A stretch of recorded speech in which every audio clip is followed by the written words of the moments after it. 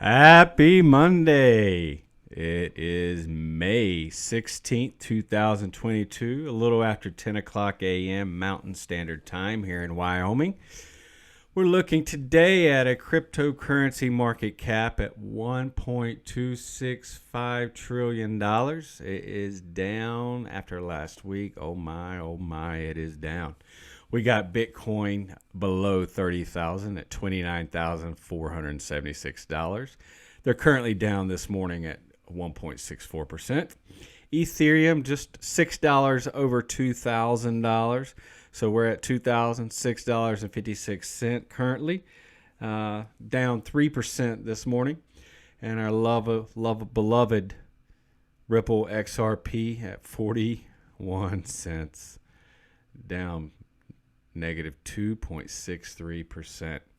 ADA up 0.64%, FTT up 0.75%, and XMR up 3.06%.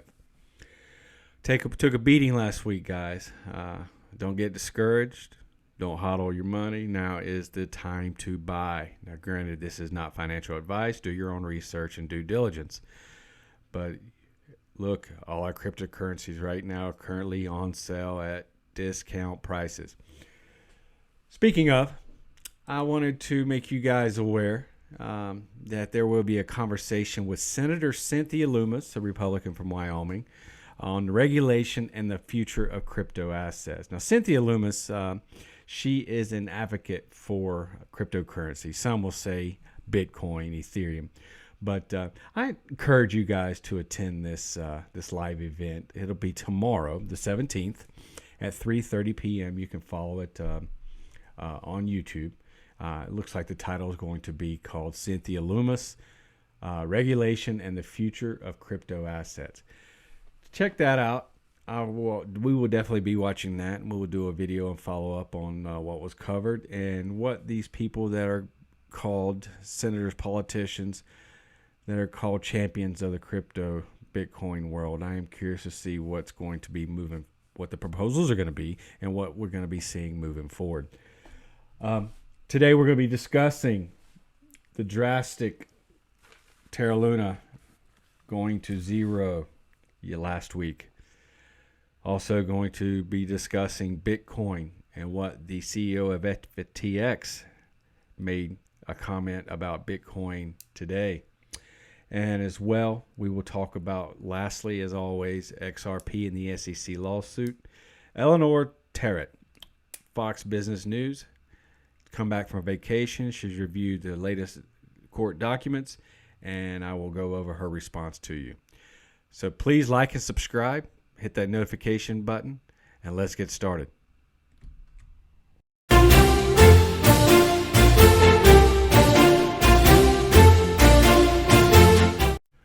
Terra Luna. Unless you've been living under a rock, have not been paying much attention to the crypto space, or you have just taken a break or not really too sure what happened last week, Terra Luna went from $116 to just below less than pennies in 1 week. The two intertwined stories here are that of the UST stablecoin and that of Luna, both of which are part of the Terra blockchain. The UST coin is designed to retain a value of $1 at all times, but depegged last Monday on May 9th and has since fallen to just 17 cents. It's a lot less now, as this article was written a day ago. We're at 0.0001, I think, at the moment, where its value has collapsed in just one of the most stunning crypto crashes that were ever recorded. The coin's price fell from $116 in April to just a penny on Thursday. It's fallen further, trading over the weekend for a fraction of a cent at the time of writing, and Luna is down to an eighth of a penny. Such an implosion has been seen for small cap meme coins in the past, but never for something the size of Luna, which had a market cap of over $40 billion last month. Mike Burrows stated, "This is historic for the crypto markets." He's the co-founder of crypto investments firm Fortis Digital. This is a defining moment for the space due to its size and impact in terms of the amount of people that lost substantial value. Really interesting. I like this article from CNET, but really interesting what had happened to Terra Luna. It was pegged to be a very strong coin and had some projects in the making.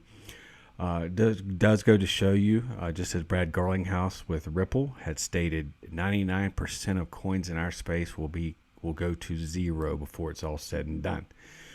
So the game right now, if you're in the cryptocurrency space, is picking out which coins are going to be around. Is it going to be Bitcoin, Ethereum, Ripple, Cardano? You never know. What is a stable coin, you may ask? To understand the crypto catastrophe, you first need to know what a stable coin is. In essence, it's a cryptocurrency that's pegged to a more stable currency. The biggest coins right now are Tether and USDC, which, like most stable coins, are both tied to the US dollar. So if you have 1,000 USDC tokens, for instance, they can at any time be exchanged for 1,000 US dollars.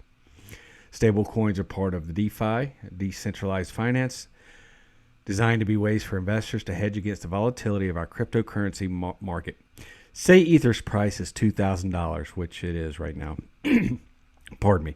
A trader could exchange one Ether for 2,000 USDC tokens. If tomorrow Ether drops 50% to 1,000, those 2,000 USDC tokens will still be worth $2,000 and can be traded for 2 Ether tokens. When investors smell a downswing coming, they put their money on stable coins like Tether, USDC, and until this week, UST. Stablecoins also provide the means for cryptocurrency loaning and borrowing, making them a foundation technology of DeFi. So we're going to keep very close to this story. The CEO for Tether has stood out and tweeted that he feels very responsible for his invention of the harm that it has caused people financially. They are currently fastly working on a solution to bring Terra back into the cryptocurrency space to get it at least, if it got to an eighth of what the previous price was on April, I would be very surprised, even if it does decide it's going to rebuild or they're just going to move on. I did personally put a few bucks in there just to play with it and see what happens. If I lose it, I lose it. Not a big deal. Never invest what you can't be afraid to lose. So we'll keep an eye on Tether and see how this whole drama unfolds, and we'll keep you updated. Let's talk about Bitcoin. What has happened today? Sam Bankman-Fried criticizes the biggest digital asset over inefficiency and high environmental cost.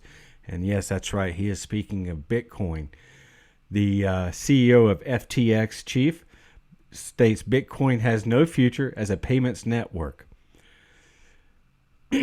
Sam Bankman-Fried, founder of the digital asset exchange FTX, said the proof-of-work system of validating blockchain transactions, which underpins Bitcoin, was not capable of scaling up to cope with the millions of transactions that would be needed to make the cryptocurrency an effective means of payment. That's right. It takes up to 10 to 15 minutes to make a payment. Imagine going to Starbucks and buying a cup of coffee, and it takes you 10 to 15 minutes just to pay for that. Not excluding the fees that you will be incurring.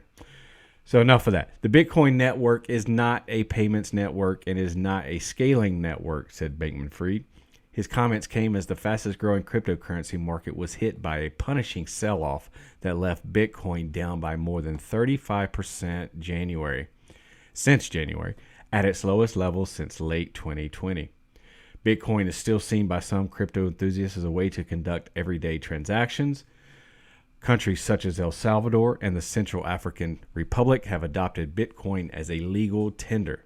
But recent research by academics in the U.S. found that Bitcoin has scarcely been used for daily payments in El Salvador, despite the rollout of Bitcoin ATMs and other measures to encourage its use. That is very interesting. It's not being used in El Salvador. The 30-year-old billionaire, who has expanded FTX into one of the world's largest virtual asset exchanges, said an alternative type of blockchain known as proof of stake or other technological innovations, XRP, would be required to create a functional crypto payments network. Ethereum has been working to move to a proof of stake system, which is intended to be less energy intensive. Things that you are doing, millions of transactions a second, with have to be extremely efficient and lightweight and lower energy cost. Proof of stake networks are. This is interesting to me. We already have several coins out there that deliver payments in lightning speed, 3 to 5 seconds, cost of 0.0001 cents per transaction. But yet we're still talking about Bitcoin, Ethereum, and how they're going to rewrite and readjust how they're going to do proof of work, proof of stake, or even how they're going to manage the lower energy cost, because currently it's really ridiculous. The price to mint these coins or the energy cost is outrageous. It's not good for the environment. And as well, you make a purchase with Ethereum, it's going to cost you thousands upon thousands, depending on when you purchased it on the network, what day of week. But really find this interesting. XRP, XLM, all of these, XDC, all of these superior payment systems compared to Bitcoin and Ethereum. Comment below and let me know what your thoughts are with Bitcoin, Ethereum versus these other alternate coins. XLM Stellar, Lumens, which is XL. XLM is the ticker symbol, as well as XRP being Ripple. I am curious to see what your thoughts on this. Comment below, please. And finally, we end our video with XRP Ripple news. Eleanor Terrett, I hope I'm saying her name right. She is with Fox Business News, journalist and producer, has just returned from vacation, and she has not been up to date on the lawsuit with the SEC as Ripple. So she tweets out, regarding SEC Gov versus Ripple, I think I'm pretty much up to speed now. My biggest takeaways. Number one, the whole commission except Clayton was left off the 68 drafts of the Hinman speech. Charles Gasparino and I reported that Clayton actually gave input on the speech before delivery. Interesting. Number two, the Ethics Council, Minton and Serrano, who warned Hinman about his financial conflict of interest with matters regarding STB, was also left off the mail distribution list. Tamara Brightwell was on the email list. At the time, Brightwell was Deputy Chief Counsel in the Division of Corporate Finance's Office of Chief Counsel. According to documents obtained by Empower Us, Hinman deferred to her on screening for any conflicts of interest that might involve STB or any his other past connections. I reached out to Brightwell to confirm she reviewed the speech. STB, as a member of the EEA, pays up to $15,000 a year to have access to exclusive content and contacts in the Ethereum ecosystem.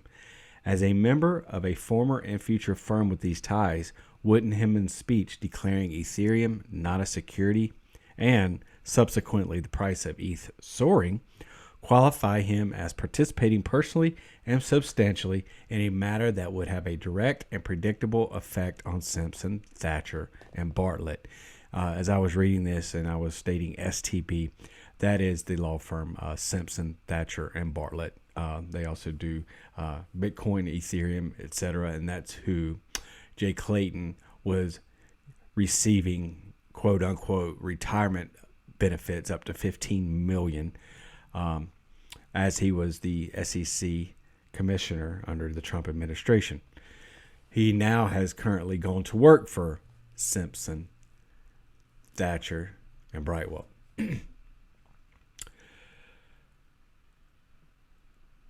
Let's see, I lost where I left off at. Here we go. Number 5, if Hinman didn't catch this, shouldn't someone at the SEC Gov Ethics Department have? It will be interesting to see if the SEC responds to Empower Us request for an investigation into its ethics officials. And there you have it. That's Terrett's take on what's going on with the Ripple case after reviewing all the documents.